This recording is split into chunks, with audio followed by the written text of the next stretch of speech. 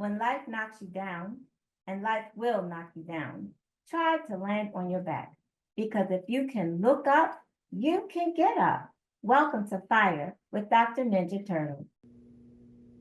Hi everyone, welcome back to Fire with Dr. Ninja Turtle. In the last video, I talked about how I had to go to a second lender to get the loan approved. And I talked about some of the terms for the loan, which is I have 3 years to refinance the loan. That's called a 3-year balloon. But I also have the payments stretched out for 20 years, meaning lower payments. If the payments were only for 5 years, they'd be higher payments. So that's it. I have to put down 10K and I can get the loan.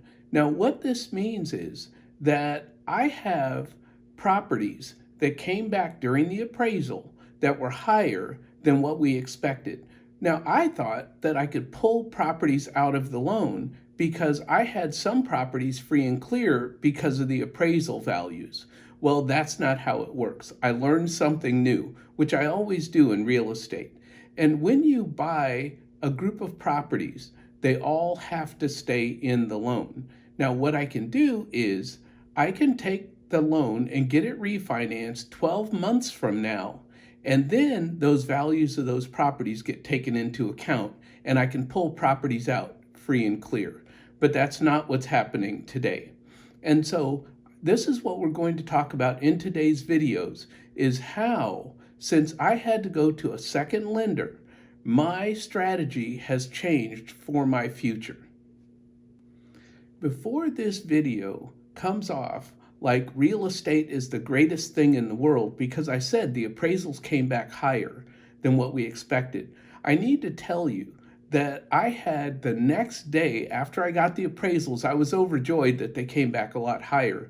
But the next day, I got news that another real estate deal that I was doing lost a bunch of money. So basically, if I made $100,000 on the appraisals, now that's all on paper, I don't get that in my pocket, I lost $50,000 on another real estate deal. So basically, half of my gains from one day were wiped out the next day. Real estate is not a just get rich quick thing. It is up, it's down, it's sideways. You get kicked in the gut, especially when you're beginning in real estate. And so I've been taking these punches for some years, and I'm in round 10 of a 15-round fight. So I'm used to getting kicked in the gut after getting my opponent knocked down.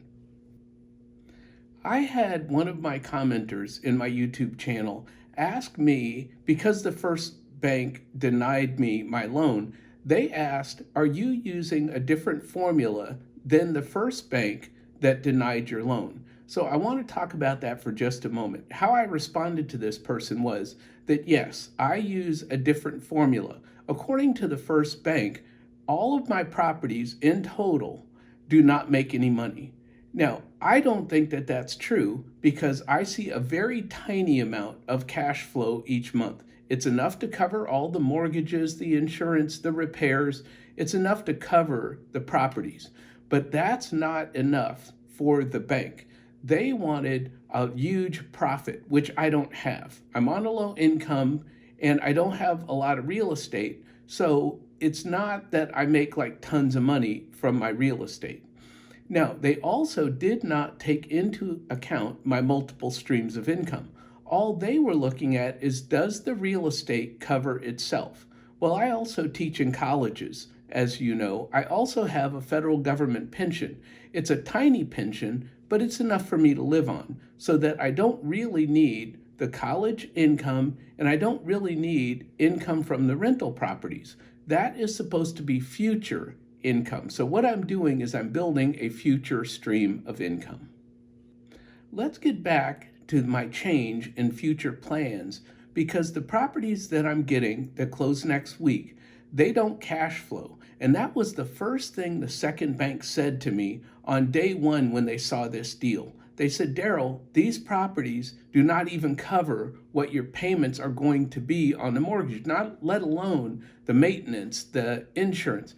I realized that because the prior owner, and this is the way you buy real estate, you get it from a prior owner who has not raised the rents in a long time. So the properties are below market rent. So I could raise the rents, I could fix up the properties. That's called value add real estate investing. And so I let the bank know that I realize that these were long-term tenants that have been in the real estate for many, many years. And so the current owner did not want to raise their rent. I will be raising their rent over time, not all on one day, but over time, these will become profitable rentals. But also, part of my plans to change in the future is that I talked to the banker yesterday, and he said that when I get properties paid off free and clear, which I had 3, but now I have none because I used them for collateral. So when I get more properties paid off free and clear, I can take out a HELOC against those properties and use that to buy more real estate. Well, that won't happen in the beginning, but it will happen over time as I get more and more properties paid off.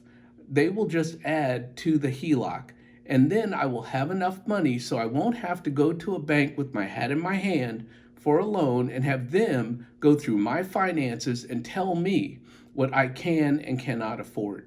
You have to know your own finances, and you have to know your own numbers. In a few years, I am going to get Social Security. As you can tell, I'm old, and so my Social Security is way more than my tiny federal government pension. If you've been on my channel for any length of time, you know that I am living on just my tiny federal government pension. I don't need a lot of money because the only things that I do is I ride my motorcycle for charity, I go fishing, and I walk my dog in my backyard. I don't have a lot of expenses. So once I get Social Security, I won't need to teach anymore because my Social Security income will replace my teaching income. So let's look at how I've done this over the years. My teaching income replaced my 9-to-5 income. My teaching income also gave me the money to put down payments on rental properties. Well, now the rental properties and Social Security will replace my teaching income. And that's how I built wealth. When we talk about my rental properties, it's not that I'm making cash flow. So I'm not making money every day that buys bread or food. What I am doing is I'm gaining equity in the properties. As renters pay down the properties, and as they go up in value, which they just naturally have with inflation, I gain more ownership in those properties. And so I am going to start pulling the equity out in the form of HELOCs in the future. And that's going to be my future income. A lot of this income is all going to be saved and invested and will go to my wife in case something happens to me. How did I get all of these properties that I'm closing on next week for only $10,000 down? Well, I used a paid off property for collateral, but also in the past, I took a course by Ben Leibovich, who's a friend of mine now, and I took his course on 20 ways to buy rental properties for low or no money down. So I have used creative financing. You can't normally go out and put down $10,000 on multiple rental properties. It's 20% down on a rental property. So that would have been 20% of each of the properties that I bought. So what I did was I took equity from within a paid off property and used that equity plus $10,000 to get these other properties. So that is creative financing. What am I going to do now? What I'm going to do now is pay off properties. That's my new plan. I'm not going to buy any more properties until well after I get my Social Security. So for the next few years, you're going to hear me talk about how I'm paying off properties on my channel, because when I pay things off, I get laser focused. I take every penny, every extra dime that comes in, and I throw it at my debt. That's how I got to be consumer debt free. So what I'm going to do is I'm going to take my smallest property that I owe money on, which is less than $100,000, and I'm going to pay that one off first. I'm going back to the Dave Ramsey snowball debt payoff strategy.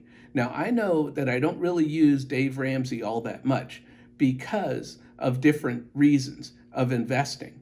But when it comes to debt payoff, Dave Ramsey is the guy. And so I am going to use his snowball strategy. What happens if I keep teaching after I get my Social Security? Well, any money from teaching, which was going into retirement accounts. I had one school, I had all the money going into a traditional retirement, pre-tax retirement account. The other school, I had all of the money going into a Roth retirement account. Well, as soon as I pay off my lines of credit that I used to get these rental properties over the last couple of months and get them fixed up and ready to rent, then I will start putting that money back into retirement accounts. Once I get Social Security, I will either put the teaching income into retirement accounts, or I will take all of that money and plow it into paying off my rental properties. This will get the rental properties to cash flow as I am paying them off. Not to mention, I will have equity that I will be able to tap if I want to buy other rental properties. Then I can buy them for cash, let the cash flow pay off the brand new rental. Please like and subscribe to my channel. I am almost at 500 subscribers. Once I get to 500 subscribers, I'm thinking I'll do my very first live. I've never done a live. I'm afraid to do a live because I'm an introvert and I'm not really good at public speaking, as you can tell. But I am trying to do my best here on YouTube. And as you know, if you've been on my channel for a while, when I get monetized, I will donate all of the YouTube proceeds to charity in my town, mostly the homeless. Because I was homeless, I want to donate to the homeless in my community. I just want to take a moment out to talk about why I don't talk about the number of rental properties that I have, because the number of properties doesn't matter. I live in a low cost of living area. So if you live in a certain part of America and real estate's totally local, then 10 properties in one part of America is only one property in another part of America. So you can't compare the number of properties in my low cost of living area to what properties might be in your part of America. What you have to do is you have to invest in real estate on your own and make your own judgments. No one can tell you to invest in real estate. I never tell people to spend money. I don't spend money. I go to Walmart, I go to Sam's Club, that's it. I do not spend money. Yes, I invest all of my money, but I do not spend money. I just want to talk for a second about people who wait for the perfect conditions to buy real estate. There is never going to be perfect conditions. There's never going to be the perfect interest rate. Some people are waiting for the interest rate to come down. It may come down by the end of the year. Who knows? But there also is this thing called rent to price ratio. And that means that does the rent justify the price that you're paying for the property? Sometimes it does and sometimes it doesn't. But there is no perfect time. Some people wait to buy real estate. And what I've seen is some of them never ever buy their first rental property. It's not wait to buy real estate, it's buy real estate and wait. And as your values go up and as your rents go up, you start to make money. I make a very tiny amount of cash flow, but in the future, it will replace my pension. It will replace Social Security. It will give me the life that I want in the future. You might say he's a cowboy, right? That he's buying rental properties and he's on a low income. That's not it. I'm very conservative. I am not out here leveraging 90% of the cost of these properties. Over the years, I have bought real estate and I have paid them down. As I said, I had a couple of paid off properties that I reused to get more properties. But overall, out of all of my real estate, I only owe 50% of the real estate. I do not owe 90%. If prices go down, I will be okay because I am not out there just willy-nilly spending money. And I don't recommend that anyone go out and just take all their money and put it into real estate. Do it smartly and do it conservatively if you're going to do it, because nobody wants to go into foreclosure, bankruptcy, any of that. If I had to sell, I could sell half of what I own and pay off the other half. That's what I mean. So if I get into real trouble, that's what I would do.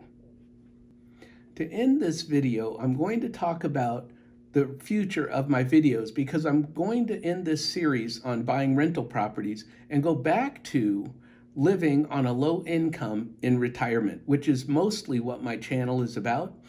And in the future, I will talk about how I am paying down rentals because this is my focus. And so, like I said, when I get laser focused, that's what I do. So I want to leave you with the quote of the day, which is sprinkle kindness like confetti. Remember, never let your past determine your future.